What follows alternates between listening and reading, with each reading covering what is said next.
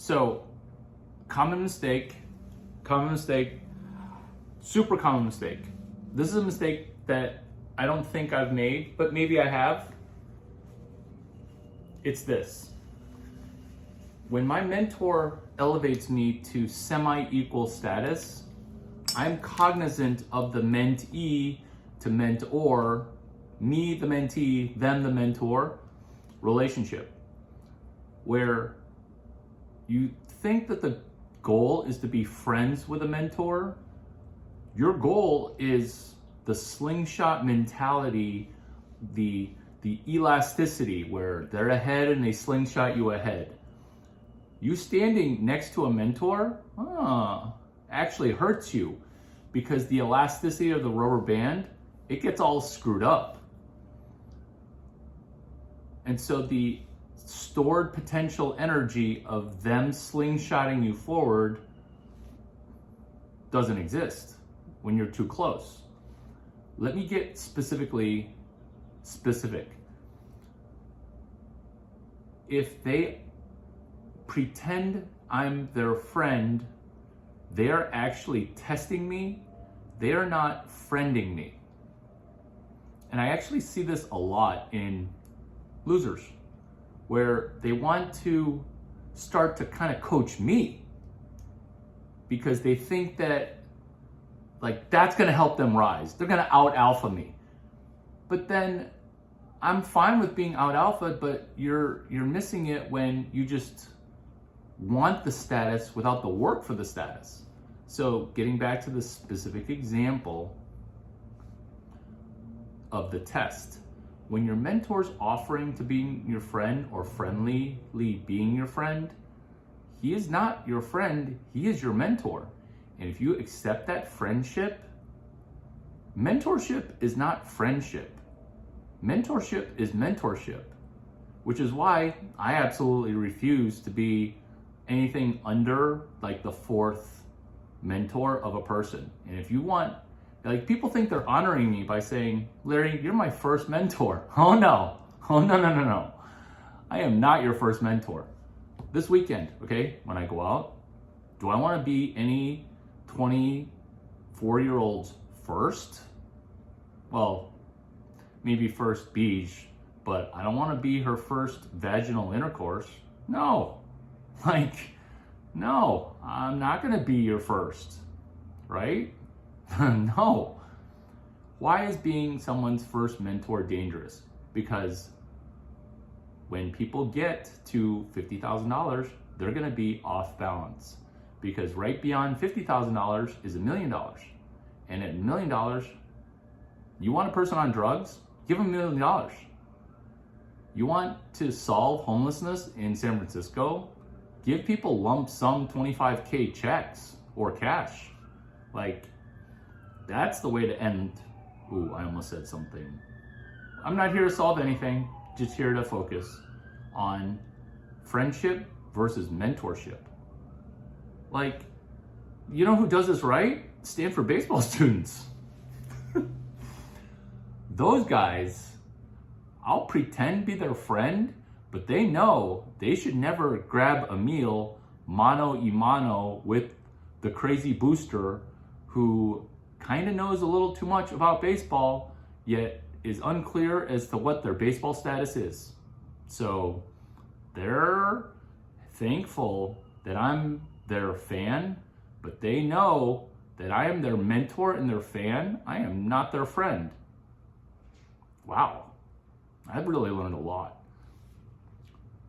Pay attention to Clubhouse, since all you guys do is Clubhouse.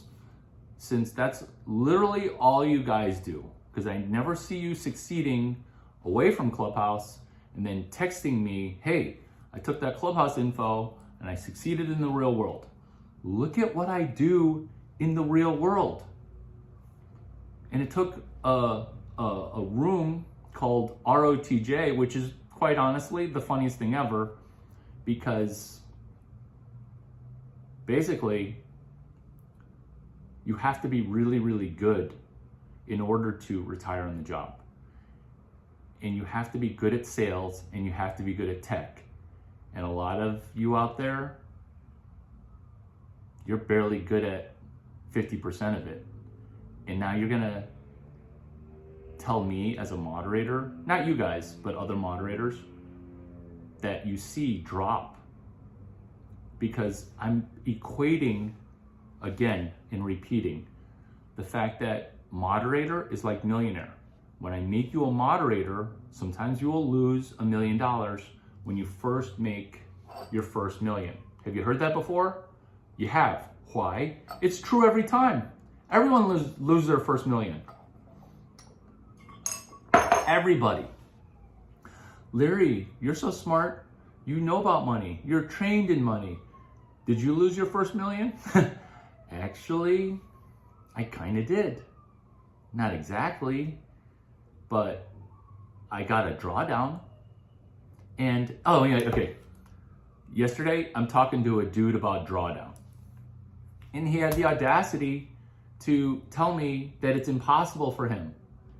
And I am literally the drawdown money expert, because I love money so much that I don't want you to lose your own money. And we had an argument. And remember, when you're arguing with me about these things, money, mining, working, putty, money in its 650 formats, money in its over 500 hashtags. I have more hashtags for drawdown and treasure management. I have more hashtags, which is play call plays, playbook plays, that amount to 6 to 20 books per hashtag, okay? I have more hashtags than this person has words for money in any language or investment in any language. So to say that it dwarfs the disparity it's not dwarf. A dwarf, okay? I've met a dwarf, okay?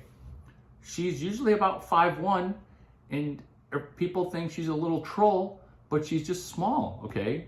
That's a dwarf, okay? Cute little dwarf. She's not a troll, okay? Mouth, very enthusiastic, very enthusiastic. That's a dwarf, okay? I'm dwarfing her, okay? Or I'm dwarfing a person.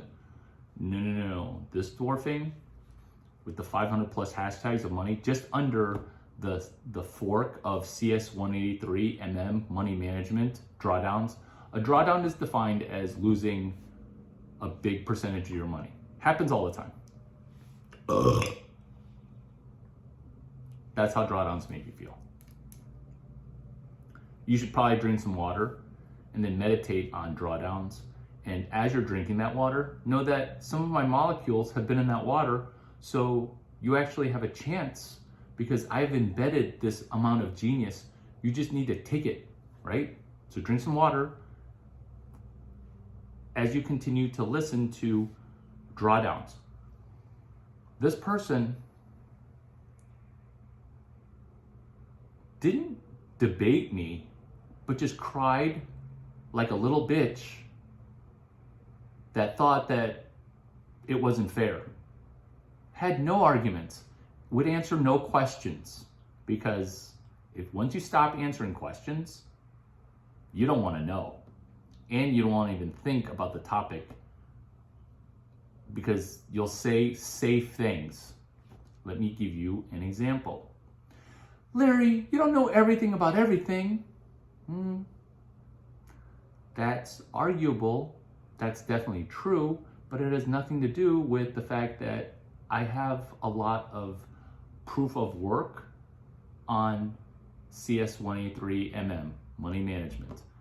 Hashtag page 249, Benoit Mandelbrot. The key to winning is to not have a drawdown, which, by the way, I looked up. Ivan, it was 249. Hey, do you remember that friend who is gonna take a spill? We both watched it, right? I looked it up. It was page 249, Benoit Mandelbrot, The Misbehavior of Markets.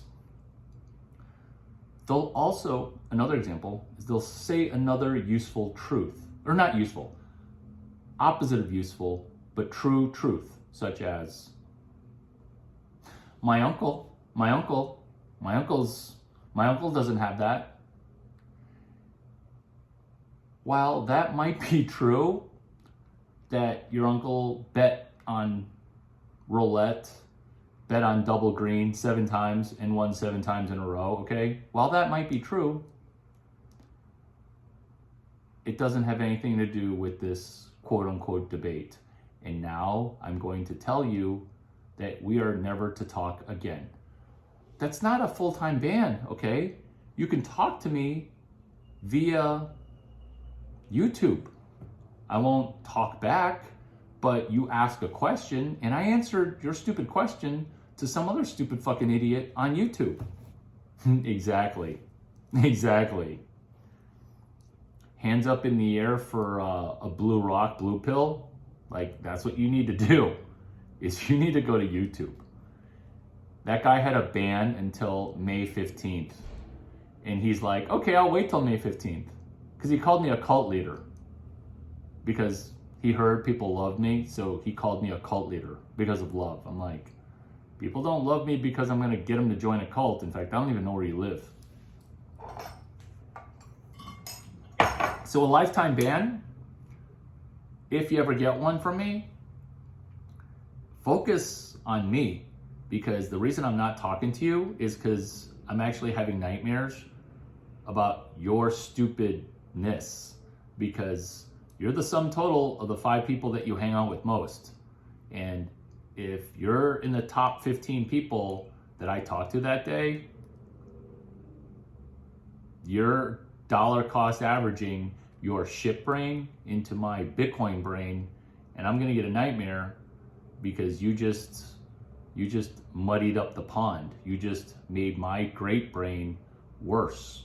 And now I'm gonna have to like disconnect. But if we get disconnected, you could do one of 2 things. Focus more on Larry Chiang via any blog post that I wrote for your exact issue, or you cannot. Because what Clubhouse is me reading to you a Larry Chiang blog post. Guess how I feel about reading to people in an audiobook. I won't even read to hot women from a book. Seriously, I've been asked, will you do the audio version? I love hearing you. You would do great as a voiceover. Except I need to control your words. Guess what? The words that I pick, it's to keep people approachable. The breaks, the connotations, the word selection, it's to socioeconomically connect with all different socio classes. It isn't an accident that the words that I pick are of low socioeconomic status. It's approachability. It's a mentor-mentee connection where I lower the mentor bar. But just because I lowered the mentor bar, that is not an invitation to friend a person. That's a huge life hack, because also I've been tested from a mentor of this. Thank you. I'm glad we're all closer. Now we can be honest.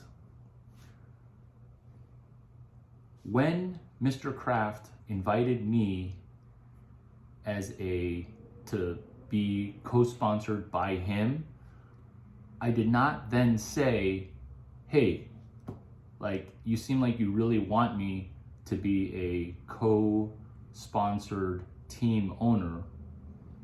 Let's be friends. No.